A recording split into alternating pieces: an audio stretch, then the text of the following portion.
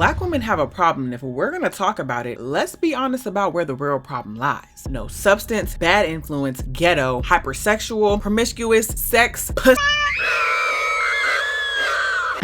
Gotcha, bitch. Black women do have a problem, and it's not really the ones I previously listed. I just wanted to try out rage / clickbait / pick-meism, but let's talk. I'm sure you've heard it in line with names like Sexy Red or even Cardi B. There's a lack of lyrical depth. All female rappers do is rap about intercourse. The artistry feels low effort, and to be fair, those takes weren't pulled out of thin air, as some artists are clearly manufactured for clicks, not craft. But people typically bring them up as examples of decline while ignoring the context or the machinery behind their visibility. And most of these hot takes aren't the deep cuts people think they are. And this critique, veiled misogynoir, disguises criticism in a think piece's clothing that is rarely ever about the music. Oftentimes, they're just knee-jerk reactions to women, Black women specifically, taking up space unapologetically. TBH, y'all's attention spans don't outlast your libido. Some of y'all click out of lust, some out of disdain, but either way, the desire for control over the Black female body fuels both the visibility and the backlash. And it's not just men. Internalized misogyny runs deep. A lot of women shame what they were taught to be seen as too much, too loud, too sexy, too confident. And because the algorithm's only job is to reflect desire, these industries respond accordingly by promoting the same scantily clad women that you also claim to dislike and swear to be tired of because your engagement says otherwise. Black women in entertainment are then reduced and typecast into the Sapphire, Jezebel, or Scarlet Woman archetype, whereas Black men and rappers specifically are celebrated for the prefatory thugged out gangsta, newly dubbed as YNs and Mandingo tropes. Think Tupac, Lil Baby, DMX, Lil Durk, or even early 50 Cent. Hypermasculine, emotionally unavailable by their own proclamations, but ultimately lauded for. That said, Black men can afford to be sexual, messy, violent, or incoherent in and outside of their medium and still be defended as real and authentic, all while remaining eligible for GOAT status nominations. We've seen him before. O.J. Simpson. After we finished filming, O.J. said to me that he had a surprise for me, and I genuinely was surprised.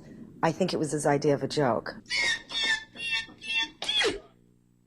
And R. Kelly, and we're seeing it again, Diddy and Tory Lanez. Oh, and remember when folks was yelling free thug as soon as he got hit with RICO charges? RICO? No nasty, baby, just RICO. That's not a hearsay type of charge. That's a whole criminal enterprise accusation. It's literally the Legion of Doom. They didn't even wait for the dust to settle before deciding whether he was worth defending. And yet, he was met with what seemed like, to me at least, more sympathy than both Cassie and Megan Thee Stallion combined. I'm not some undercover fifth wave feminist deployed by a three-letter organization to wage another interracial gender war with the intent to conspire against and tear down the Black man. But that's what a CIA agent would say. All visibly Black people, regardless of sex and gender expression, are racialized within the frameworkings of this white supremacist society. So Black men suffer too, but within the oppression, they still benefit from the privileges that patriarchy hands out, even within a system that harms us all. But this particular opinion of mine is about how cis-het Black men, especially in hip hop and entertainment spaces, have historically and continue to benefit from patriarchal standards, even while still being subjugated to anti-Blackness. I want to be very distinct because patriarchy can extend protections to other men like gay, trans, or mass-presenting AFAB folks, but the visibility and perception of masculinity is often what mediates that access, and in spaces where Black male voices have long dominated through music, media, and cultural influence, their version of masculinity has often set the standard. And that's what this is about. I don't want cis-het Black men to suffer any more than they already do. This is just an op-ed about something that's both normalized and aggressively denied in Black spaces, and that's the social imbalance of fairness and scrutiny surrounding those who get to exist unbothered and who doesn't. Men have been rapping and singing about FBGM, crime pays, drugs, all that for decades at this point. Even y'all's faves, whom you persistently glorify and worship for being one of the good ones because they're not like other guys, have or still perpetuate these cliches. And that perfectly illustrates men's ability to be flawed and multi-dimensional when Black women have to be either or, respectable or ratchet.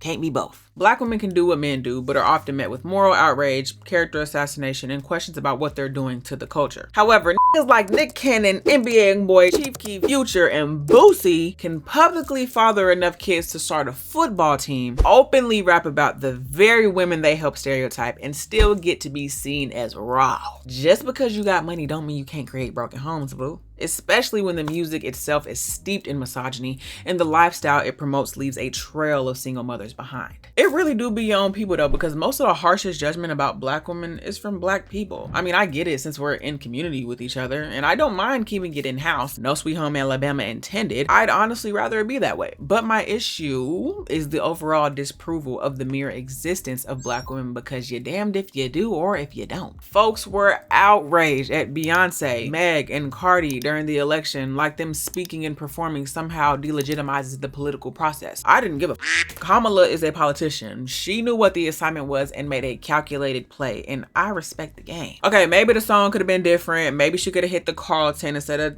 you know, but what Malcolm X say? By any means necessary. But let's be real, politics has been unserious for the longest time. I mean, y'all idolize celebs until the system uses that idolization, and then suddenly it's a problem. Meanwhile, the current president, an actual convicted felon, has bragged on record about assault and endorsed displaying the 10 commandments in schools when he's literally the Antichrist. And that's not even the tip of the iceberg. But that's what's considered presidential? Meg shaking during an election cycle is what y'all consider the downfall of black culture? The downfall of society?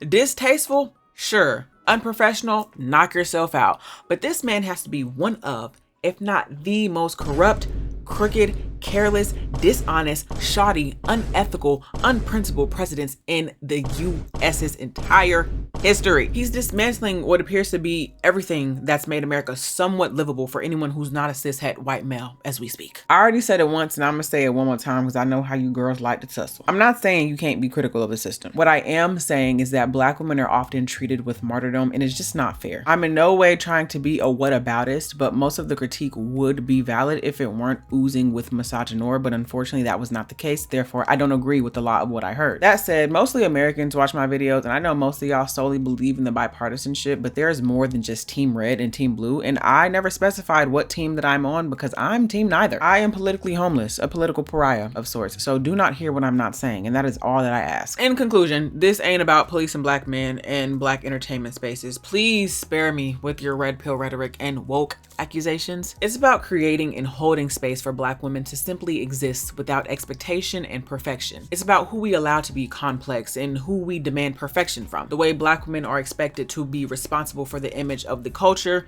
the children, the country is ridiculous. We're people too. Hashtag not your mammy. The second we take agency, step out of what's deemed respectable, show skin, speak out, mess up, or even breathe too loudly, we're a threat to decency. Black women should be able to do all the things black men get to do without apology. If we're gonna talk about accountability, let's keep it cute, campy, and consistent, because the problem ain't, it's patriarchy. But that's all for today's video. This is just something until I finish the current project that I'm working on, which is about blackophilia, blackophobia, and modern minstrelsy in the digital age. Stay tuned for that because it's gonna be good, like everything I do.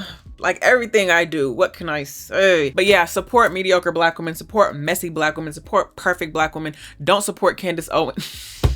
I'm just kidding. See y'all in the next one. Later.